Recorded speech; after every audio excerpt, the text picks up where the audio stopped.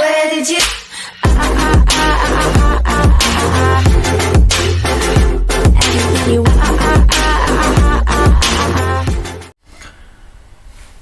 Salam planters muda Indonesia, salam Om Swastiastu, Namo Buddhaya, salam kebajikan, salam rahayu.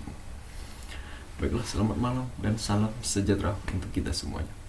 Nah, baiklah, perkenalkan di sini saya Zainul Arifin selaku moderator sekaligus pembawa acara dan juga sekaligus nanti pemateri yang membawakan materi tentang seminar kita pada malam hari ini, yaitu tentang perawatan kelapa sawit alias Guinness Jack pada tahap manusri. Nah, jadi di sini saya adalah mahasiswa dari program studi D4 Pengelolaan Perkebunan. Saya mahasiswa di Kampus Politeknik LPP Yogyakarta.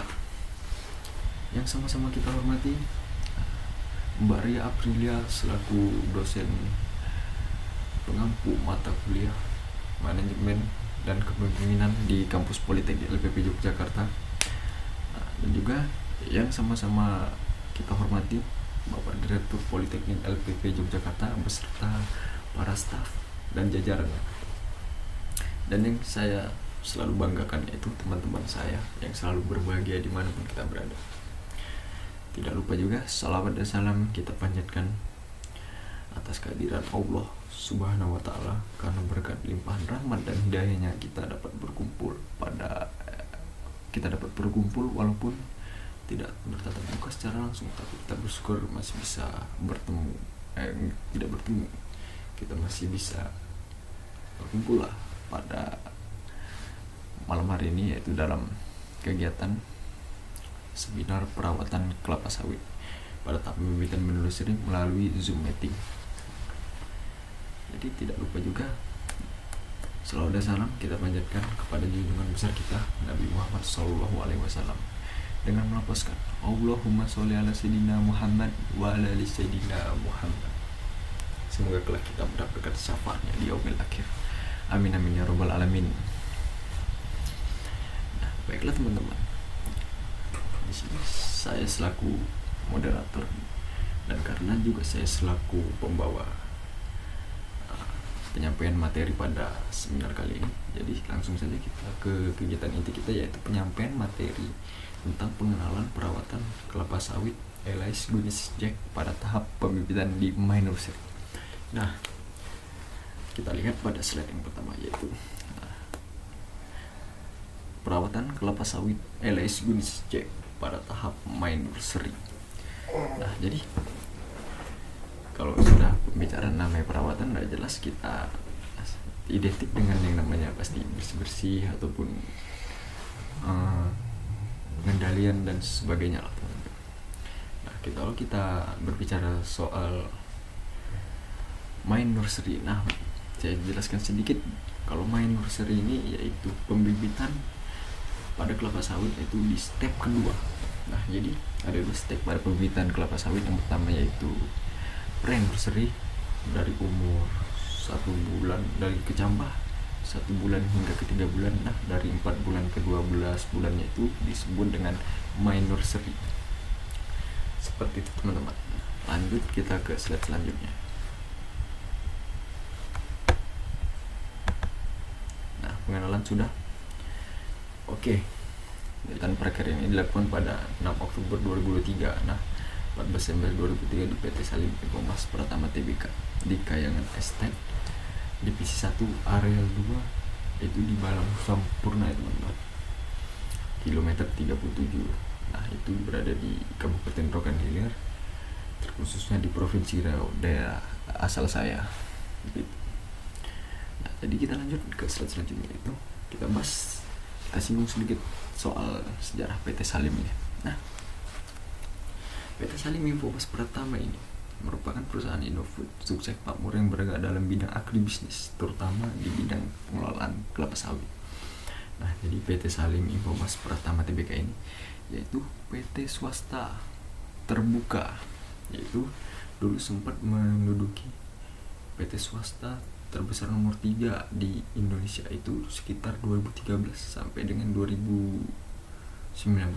Jadi seiring ketatnya saingan antar PT-PT di Indonesia, jadi PT Salim Informas pertama ini pada tahun 2025 ini menduduki peringkat PT swasta terbesar di urutan ke 18, teman-teman. Seperti itu didirikannya. Tahun didirikannya itu yaitu pada tahun 12 Agustus 1992 dan mulai beroperasi dan mulai bekerja yaitu 1994.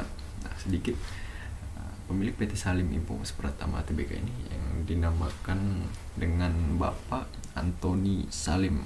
Nah, Bapak itu berasal dari Cina, teman-teman. Jadi beliau CEO sekalian pendiri PT Salim Informas Group ini. Seperti itu. Lanjut kita ke slide selanjutnya. Nah, langsung saja kita masuk ke pembahasan inti kita, yaitu tentang pembibitan pada tahap nursery tadi, teman-teman. Nah, penyakit kulfularia. Apa sih itu penyakit kulfularia? Nah, kulfularia ini merupakan penyakit jamur.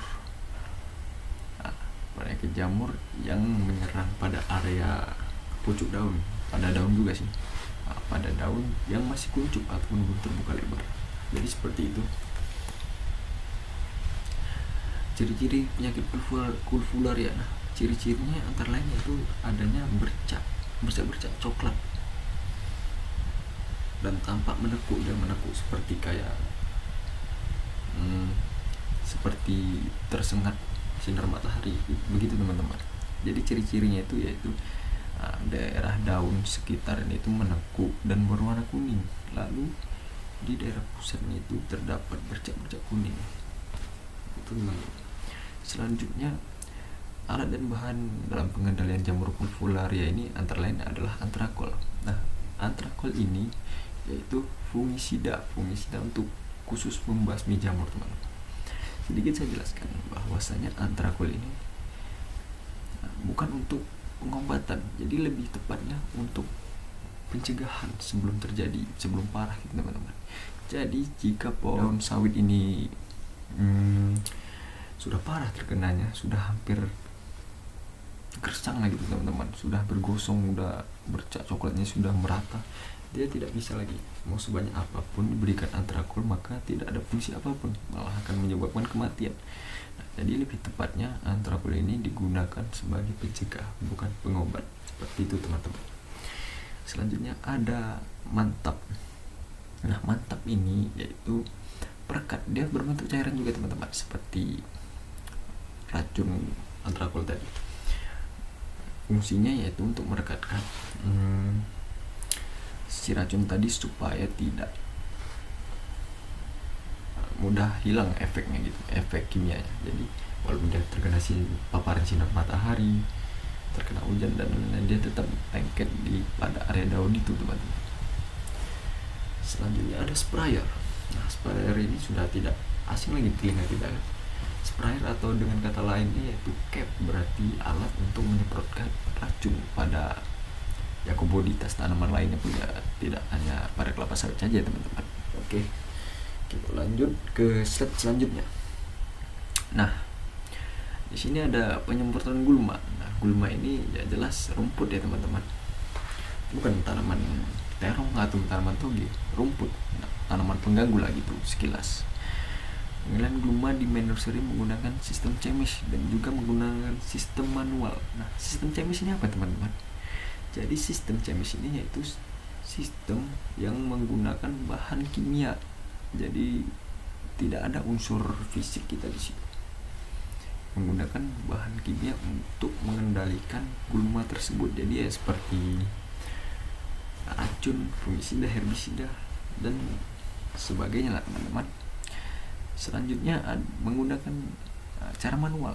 Nah, cara manual ini ya seperti menggunakan alat-alat pertanian, baik itu cangkul ataupun babat dan sebagainya, dan itu dikerjakan oleh manusia itu sendiri, langsung manusia mengerjakannya, teman-teman. Nah, alat yang digunakan antara lain yaitu sprayer. Sprayer yang sudah saya sebutkan tadi yaitu alat untuk menyemprotkan racun ke tanaman. Mangkok penutup nozzle. Nah, mangkok penutup nozzle berfungsi untuk menutup bagian ujung tempat keluarnya si racun tadi. Jadi berfungsi untuk agar racun itu keluar langsung mengarah ke bidikan, yaitu ke rumputnya, tidak menyebar ke daunnya yang dapat menyebabkan kerusakan pada daun, bahkan sampai kematian pada pohon. Jadi itu fungsinya teman-teman. Nah, bahan yang digunakan yaitu basis 50 HSL. Ini yaitu nama herbisida untuk membasmi si gulma atau rumput tadi teman-teman. Dia berdosiskan 50 SL. Oke, lanjut kita ke slide selanjutnya. Nah, di sini ada pemupukan pada pembibitan main nursery. Pemupukan di main nursery ini pada usia 1-12 bulan. Sedikit salah ketik teman-teman. Jadi sebenarnya itu yang sudah saya jelaskan pada awal tadi. Kalau main nursery itu kan pembibitan dari 3-12 bulan. Nah, menggunakan pupuk NPK 12-12. Sedikit kesalahan pada penulisan. Nah, penggunaan pupuk NPK 12-12. Jadi untuk menunjang perkembangan dan pertumbuhan pada si bibit main nursery tadi, kita menggunakan pupuk yang mengandung unsur hara makronutrien. Nah, makronutrien itu ya antara lain ya ini NPK, nitrogen, fosfor, dan kalium. Jadi seperti itu ya teman-teman. Nah, pengendalian pupuk di sini dimaksudkan dengan terseimbangnya, yaitu antara pupuk organik dan pupuk anorganik. Jadi pada pemupukan ini tidak hanya menggunakan pupuk anorganik saja, tidak menggunakan pupuk kimia saja, tapi juga menggunakan pupuk organik, yaitu tadi seperti limbah pabrik, dari pabrik kelapa sawit ataupun limbah peternakan dan limbah pertanian lainnya, seperti itu teman-teman. Selanjutnya ada target per hari. Nah, yang dimaksud target sini waktu pemupukan yang tepat. Nah, jadi kita di sini sudah, kalau saya dulu waktu magang sudah ditetapkan SOP oleh riset. Jadi perharinya harus jadi perharinya itu per orang harus memupuk setidak-tidaknya semisalnya teman-teman, satu orang itu semisal harus 200 pokok per hari. Nah, jadi seperti itu. Dan dosis yang diberikan juga sudah ditentukan, semisal 1 kilo per pohon ataupun sebagainya. Jadi target per hari itu yaitu contohnya teman-teman. Selanjutnya ada teliti saat memupuk. Nah, teliti saat memupuk ini kita itu sebagai pekerja harus teliti saat memupuk. Namanya memupuk sudah jelas ke tanah dan mengenai, dan fungsinya untuk akar kan teman-teman. Ya, jadi kita memupuk itu tidak boleh pada areal daun ataupun sampai nyangkut daun, itu sangat tidak boleh, dapat menyebabkan kematian pada pohon pembibitan sawit main nursery itu teman-teman. Selanjutnya, nah di sini ada pemberian mulsa ataupun kaul. Jadi mulsa di sini menggunakan mulsa organik teman-teman. Yang pertama ada pengertian kaul. Nah, kaul atau mulsa ini yaitu bahan organik yang difungsikan untuk menutup area piringan pada pembibitan main nursery itu. Jadi dalam polybag itu diberikan mulsa kaul. Tujuan pemberian kaul. Nah, tujuan di sini pemberian kaul yaitu untuk menutupi areal tanah untuk pada pembibitan main nursery ini, supaya tidak terkena paparan sinar matahari langsung. Nah, supaya mineral dan kelembaban tanah itu terjaga begitu teman-teman, dan supaya akar tadi itu tidak kekurangan mineral ataupun air, seperti itu teman-teman. Selanjutnya dosis per pohon. Nah, sewaktu saya magang dulu, dosis dan pohon sudah saya jelaskan tadi, sudah ditetapkan oleh SOP riset yang menetapkan. Jadi kita mengikuti riset yang ada di suatu perusahaan, begitu teman-teman. Slide selanjutnya. Nah, di slide selanjutnya ada penyiraman dengan metode kriko atau dasari. Kriko atau Nasari, metode penyiraman yang menggunakan teknologi. Jadi seperti itu. Nah, nomor 1, apa itu selang Nasari? Jadi Nasari ini adalah selang yang dihubungkan langsung dengan mesin ini. Nah, tadi saya lupa menjelaskan bahwa saya mesin ini menyedot air dari waduk. Nah, waduk ini sudah disediakan pada area pembibitan di sekitar My Nursery. Jadi air disedot oleh mesin ini langsung disalurkan ke lahan dengan selang Nasari tadi. Nah, selang Nasari tadi terletak antara lorong-lorong di suatu plot per plot. Jadi lorong, di setiap lorong itu ada selang. Jadi bagi kalian yang tidak tahu plot, nah plot itu adalah nama lain dari blok-blok atau petakan yang sudah disediakan oleh PT untuk lahan pembibitan nursery. Nah, jadi selanjutnya ada dosis dan waktu per pohon. Jadi sewaktu saya magang di PT Salim dulu, dosis per pohon itu sekitar 25 menit. Jadi 25 menit itu penyiraman di plot itu.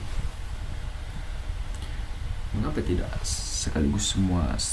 Misalnya di kebun itu ada 200 hektar, mengapa tidak langsung 200 hektar disiram dengan sekaligus begitu ya? Jadi tidak bisa teman-teman, karena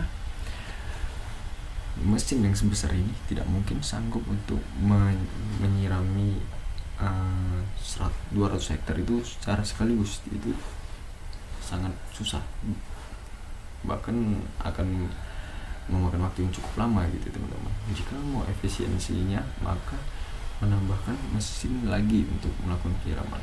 Nah, selanjutnya ada pengertian mesin Mitsubishi dan elektromatik. Nah, jadi yang ada pada gambar ini adalah mesin Mitsubishi, terkhususnya yang ada pada gambar ini ya. Mesin ini ya sudah yang jelas kita tahu kalau Mitsubishi ini kan identik dengan mobil truk gitu kan. Nah, jadi mesin Mitsubishi ini adalah ibarat kata perlombaan mekanik dari mesin-mesin mobil dirubah untuk menjadi mesin penyaluran sprinkler Nasari Kriko tadi teman-teman. Kenapa dia pilih mesin mobil ya? Karena debit dan seisinya yang begitu besar sehingga sangat efisien untuk menyirami lahan yang begitu lebar dan begitu luas. Jadi dan elektromatik. Nah, apa ini mesin elektromatik? Mesin elektromatik ini seperti sanyo teman-teman. Bahasa lainnya sanyo saya kurang tahu, tapi yang jelas sanyo yang digunakan pada sumur-sumur di perumahan seperti itulah. Jadi tapi yang berukuran debit berskala yang besar teman-teman. Oke, seperti itu. Lanjut. Oke, baik, terima kasih. Nah, sekianlah mungkin penyampaian materi saya pada malam hari ini dalam rangka kita seminar pengenalan pembibitan pada tahap nursery. Saya di sini Zainul Arifin. Berterima kasih yang sebesar-besarnya kepada teman-teman kalian atas partisipasinya, karena dimana saya lihat dari tadi teman-teman sangat antusias untuk mendengarkan saya menyampaikan materi-materi tentang pengenalan pembibitan nursery tadi. Saya sangat respect kepada teman-teman sekalian, walaupun kalian kaum Gen Z, tetapi kalian tetap mau menunjukkan antusias kalian sebagai seorang mahasiswa yang ingin terus menggali pembelajaran, menggali informasi, menggali ilmu. Saya sangat respect kepada kalian. Salam mahasiswa. Nah, mungkin jika masih ada penyampaian materi saya yang mungkin kurang tepat ataupun yang masih salah, mohon untuk dimaklumi dan dikoreksi dan evaluasi lagi ya teman-teman. Saya mohon maaf. Dan apabila masih banyak kata-kata yang kurang mengenakan di hati teman-teman atau kata-kata yang mungkin kurang bisa baik diterima oleh teman-teman dan saudara-saudara sekalian, saya mohon maaf yang sebesar-besarnya, karena saya juga manusia. Yang namanya manusia tidak pernah luput dari salah dan dosa. Saya sudahi sampai di sini. Saya tutup dengan membaca Alhamdulillahirabbil alamin. Saya akhiri, salam planters muda Indonesia. Assalamualaikum warahmatullahi wabarakatuh.